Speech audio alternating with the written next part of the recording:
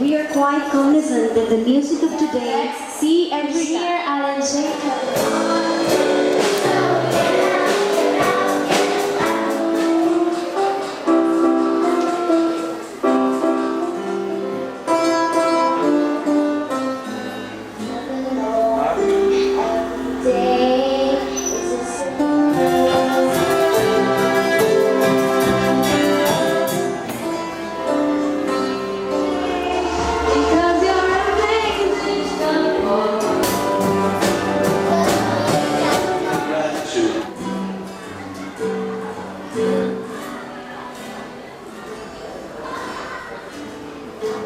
I give to you.